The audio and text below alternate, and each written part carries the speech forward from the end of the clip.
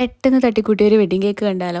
അപ്പോൾ ആതിര ചേച്ചിയായിരുന്നു കേട്ടോ കേക്കിന് എനിക്ക് ഓർഡർ വന്നിട്ടുണ്ടായിരുന്നത്. 2-3 ദിവസം മുന്നേ ഇതുപോലെ വെഡ്ഡിങ് കേക്ക് വേണം എന്ന് പറഞ്ഞിട്ടുണ്ടായിരുന്നു.